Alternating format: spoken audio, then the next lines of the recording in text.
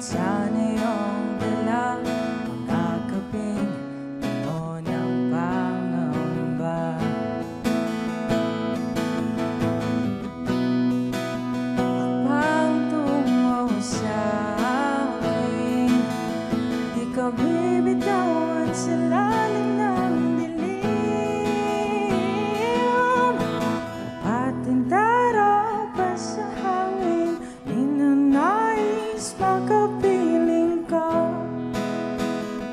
Sa dapit habang panaginip, kung susamahin panalangin mo, marapating bang sabihin to na ikaw lang ang pipiliin ko. Paraiso sa gitna ng kawalan, mahal na rosas na labing nasusuyapan, pintig ng puso na nararamdaman, mga gabing puno ng pangamba.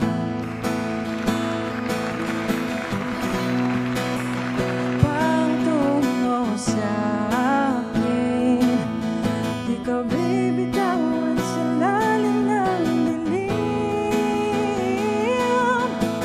Ating darapa sa hangin, ninanais makapiling ka. Sa dapit habang panaginip, kung susumahin panalangin mo, marapating bang sabihin to na ikaw lang ang pipiliin ko.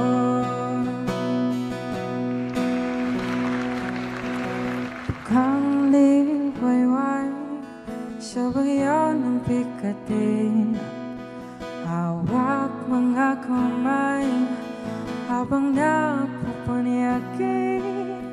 Pagpatak ng alas 12 ng gabi, pagpatak ng alas 12 ng gabi, pagpatak ng alas 12 ng gabi, mundo natin nakakatabi.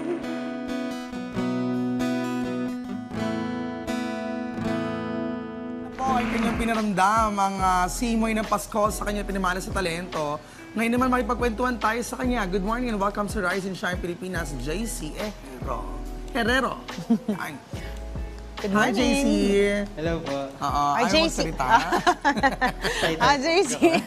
Ang cute naman ni JC. Very cute. Actually, may kamukha siya dito sa studio, si Nico.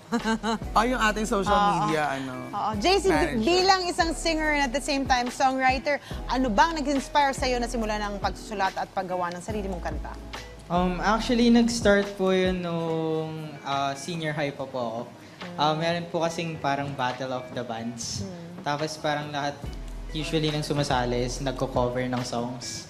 So parang sabi ko, gusto ko kasing parang maiba. Medyo papampam po. Gusto ko po kasi like, parang different yung maibigay ko sa audience. And ayun naman po, parang nagbunga naman po. May Champion indie po. feels yung yung mga songs sa kinakanta mo, napakinggan ko sa Spotify. Parang mga ka-range sila Arthur Neri, gano'n, nila Adi. Nagustuhan mo naman. In fairness, ang ganda, lalo na yung kanyang dalawang kanta, Paro-Paro at saka Patintero. Ano ba ang nasa likod ng mga kantang ito at ano rin yung mensahe nito na gustong iparating sa mga makikinig ng kanta? Actually po, yung Paro-Paro is, ang message po niya, if it's meant to be, it will be. Actually, ano po yun eh? Parang, Ang sagot mo, kanta rin eh, no? hindi, parang, nung una po kasi nun, parang, sinulat ko po yun para sa isang someone na hindi ko pa naman kilala. Parang, iniisip ko lang anong feels to have that person sa life. Tapos dumating po, tapos umalis din. So, gano'n. Thank you, next joke lang. Gano'n kayo katagal nang umalis na yon? Months lang po. Months lang. Ay, masakit Deserve. yun. Okay ka na? Pagkalabas po ng song, Okay ka Ay, naman break po na. kami ganun. Okay ka na. Opo, okay na po. Matagal na po Nakamuvan yun. ka na. Nakamove Si isang on. kanta, yung Patintero. Yung Patintero naman po, nasulat ko po yun nung after 1, 2. mag-break. After mag-break, tsaka naman po nabuo yun. Talaga? Bakit? Anong kwento? Parang ano po kasi nun is like, gusto mong ma-feel ulit to be with that person, pero hindi na pala pwede. Where, nakamove on ka ba talaga? Hindi, nakabubo na po. Matagal Andito- na po yan. Andito naman ako para tulungan ka in Sige, case mamaya na, nyo ano. na pag-usapan yan. As a mother. A mother. Yes, oo. Okay, paano mo binabalanse ang iyong pag-aaral at career bilang isang singer? Kasi balita namin, you're actually currently studying Graduate bachelor's na. degree. Okay. Graduate. O Hindi yun, pa ba? Kala ko oo, graduate na. nag-aaral pa lang ng accountancy. So magdadagdag pa pala ako ng mga scholar ko. Mahirap ba yun?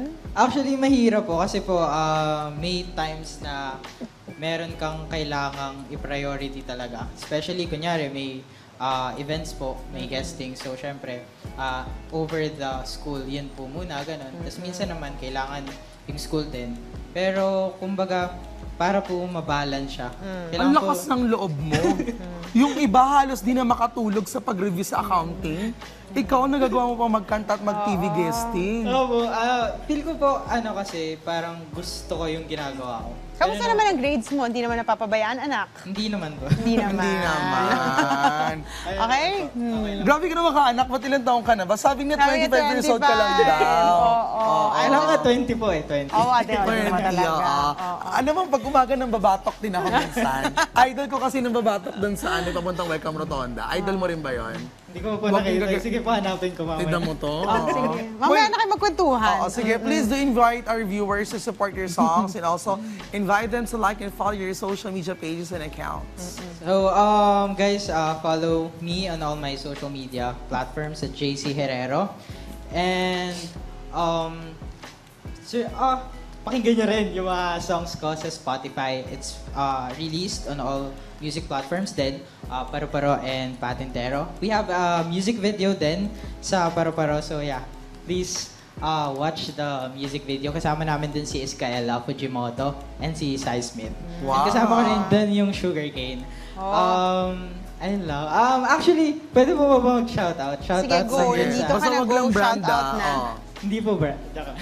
Shoutout lang po din sa fans and din sa mga admins ng fan base. So, ayun, thank you guys. Wow, Kasi love it. naka-tune in po sila and nanonood po sila ngayon. So, ayun, thank you guys. Love you. Ayun. Oh, hi, mga Nakakatuwa fans! naman. Sana naman sa mga fans mo, pumayag sila na magka-join tayo.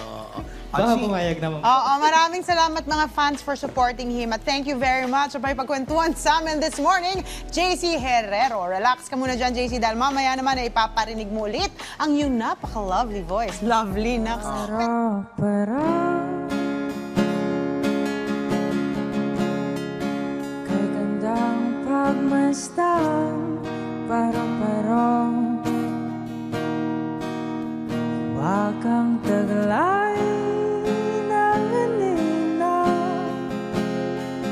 Kay ningning ng labi paano Paro-paro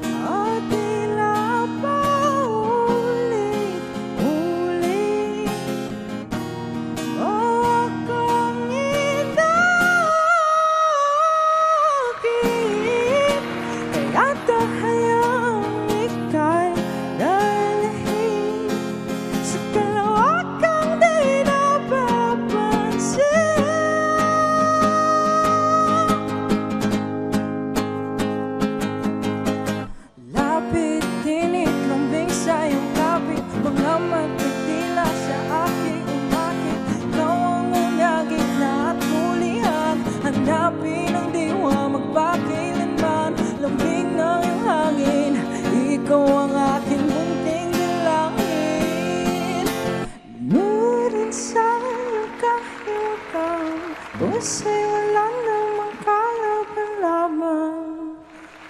Ikaw ang binhing pinaninindigan, kahit kuning-kuning di main